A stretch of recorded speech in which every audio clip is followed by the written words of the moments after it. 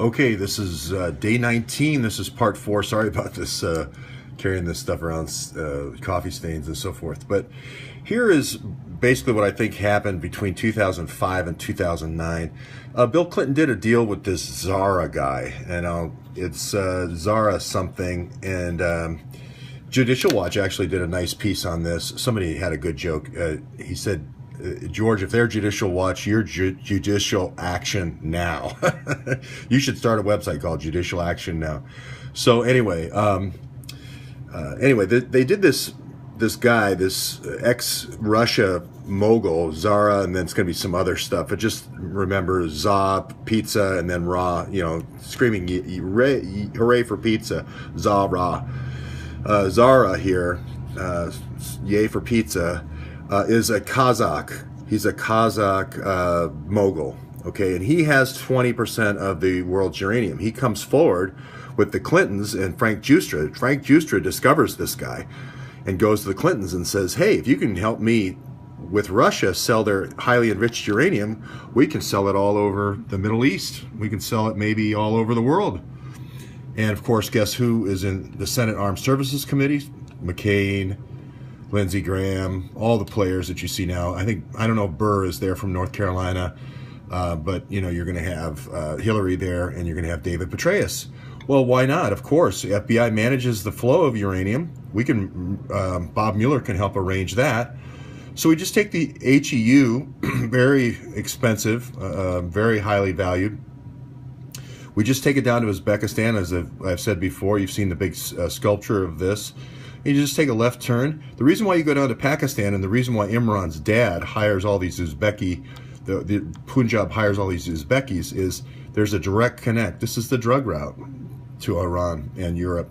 So right on the same thing, now you have the color of law.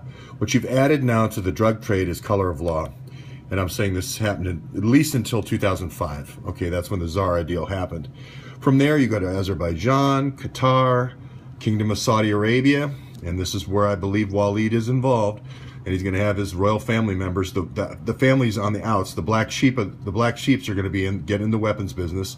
They're going to start the RAC business, RAC 7, Yemen, all the nations of Northern Africa, or Africa in general, Middle East, as well as maybe Europe as far as the dark weapons go and the drugs. Okay, so this is the line as it is, and you've got all these truckers here, right? You've got all these Uzbeki truckers.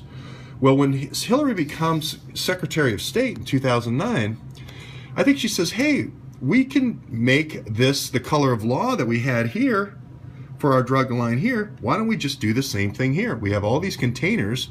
If we had those same containers moving around the United States, we would have color of law in the United States. We would have FBI cover in the United States. What a great idea.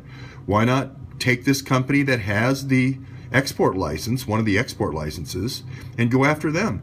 We'll just bring the truckers, the Uzbeki truckers, over to transportation logistics.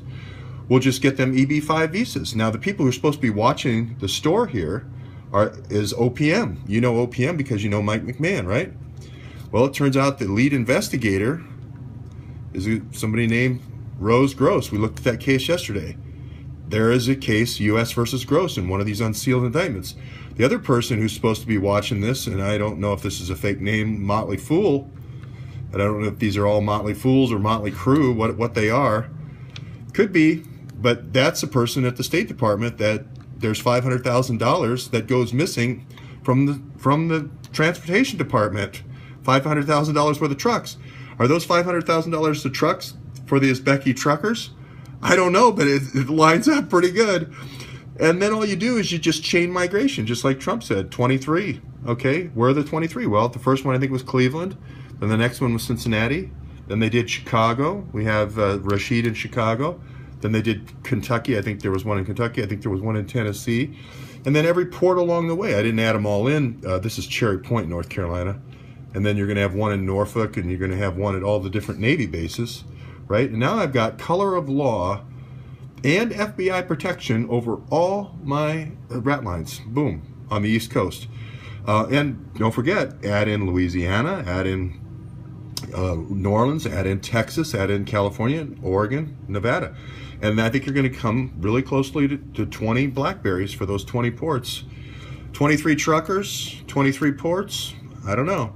It makes sense because all these sheiks are getting arrested now for being involved in illegal weapons trade. You know, what else would explain that? I think it's all these things are related. So there's 17 of these indictments that haven't been sealed, that are sealed right now, and 5 that are unsealed. I think they're going to have 5 more. Well, let's see. Saipov's dead, and he killed a couple of people. So I'm saying maybe a couple more unsealed indictments, but it comes pretty close to the number of truckers. Considering one of the truckers was a person who tried to make a run for Cleveland, and they tried to put him in a mental facility in Cleveland, and 2 of the other people here have kind of done mental things, almost like they're under some kind of COINTEL, low intensity type project. They're trying to go to the White House and say the word explosive, and so that they can get to Trump, and it's just weird cases in the 5 indictments that are unsealed. So, in summary, I mean, maybe it's just as simple as the old deal with 2005 Zara deal for running the HEU around here while nobody was looking with the Senate Armed Self-Services Committee, and then she just said, hey, wait a minute, color of law and FBI protection, I'll just bring them to the United States, the transportation logistics. I think that's what happened.